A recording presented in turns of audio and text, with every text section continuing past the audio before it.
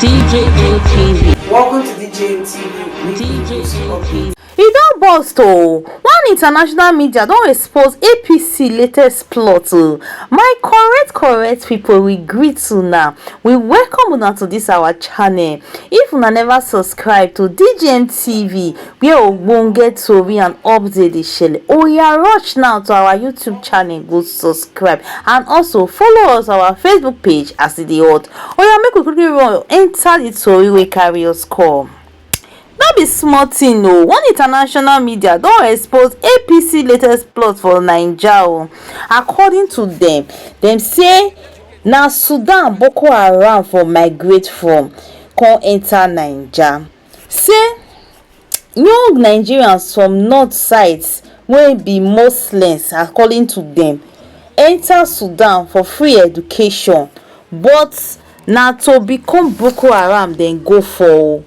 When they enter Sudan like this, they go train them to become Boko Haram, not be to learn. Oh, my people, not be small thing. Oh, these people talk so many things for this video, as in so many shocking things like this wey be say we never hear before.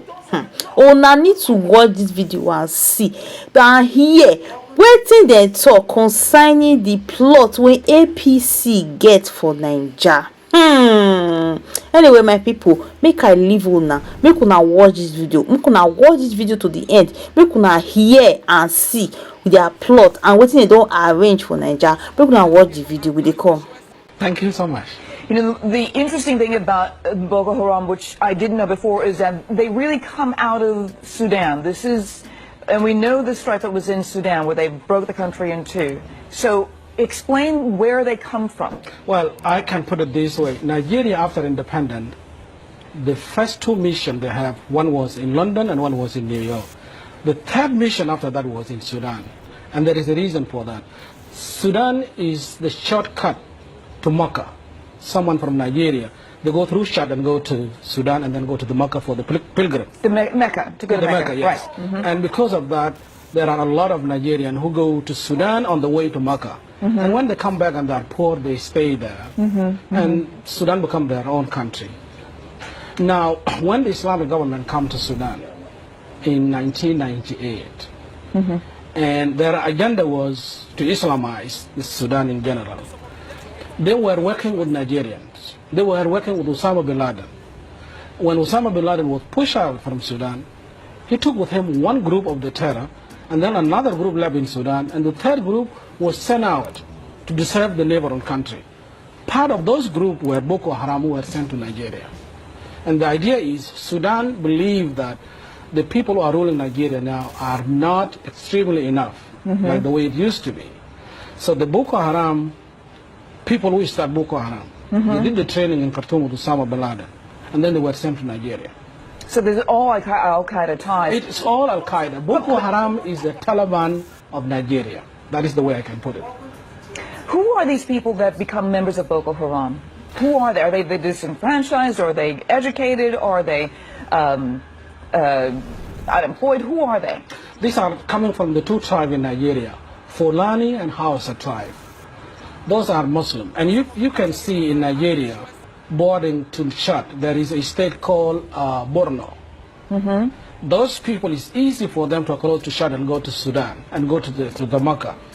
And when they come back, in 1998, the Sudan government opened up the scholarship for the young Nigerians to go for education.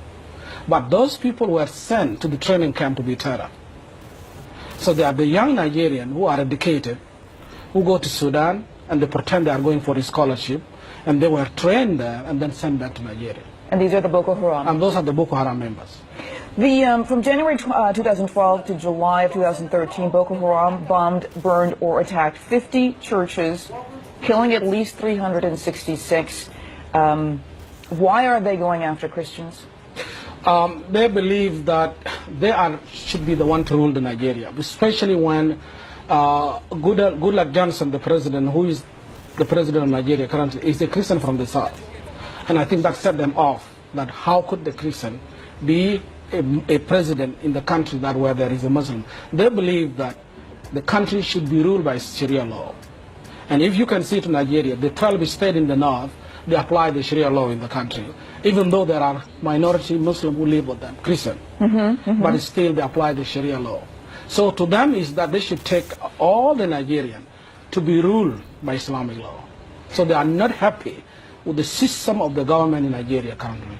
The level of violence, we are just now learning about the Boko Haram because of the violence, because they've kidnapped these hundreds of Christian schoolgirls.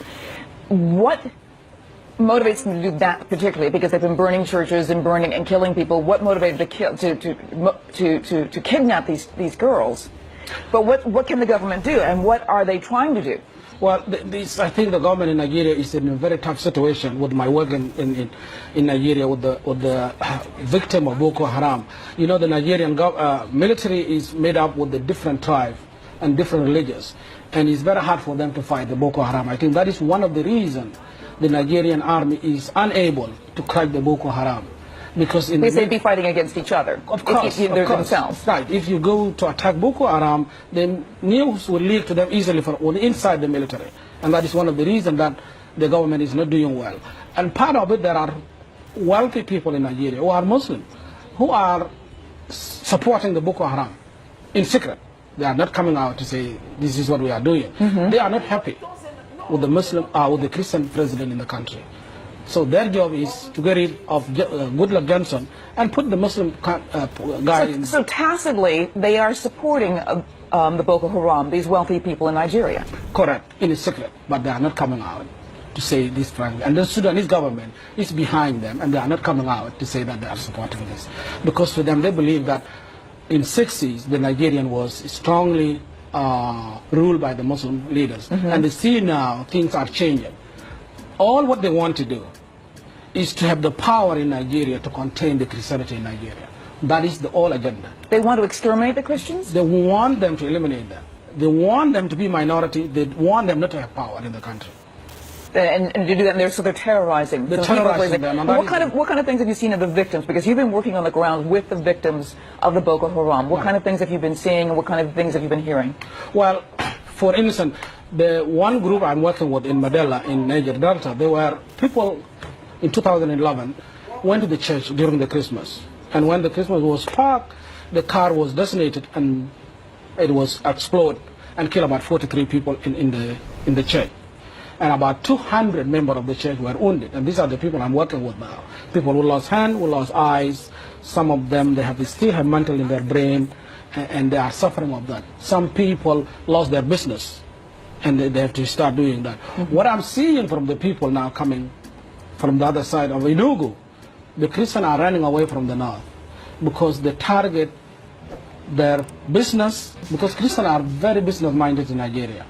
And what Boko Haram is doing is going after their businesses and bomb them and destroy them. In the northern Nigeria, in one state, there were about 52 churches. Today, only 2 of them left, and 50 of them has been destroyed by Boko Haram. So all these people are coming back from the north, running to the south to save their life because they are afraid of the violence. And these are the people I'm working with to support them.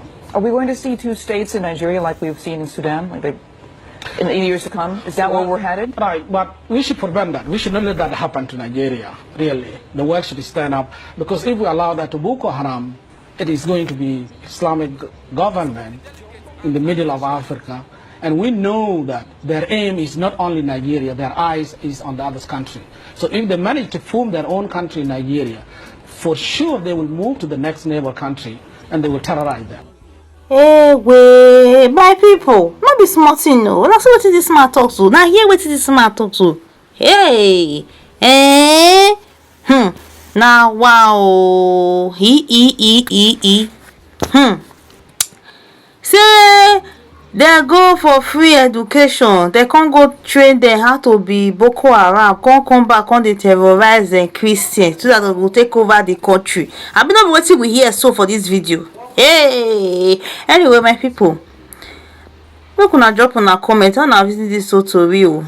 All this matter with this matter talk so, and make una no forget to like and share. Beg make una share this video so that those who never hear, those who never see, make them see. Una do well. See you all in our next video. Bye.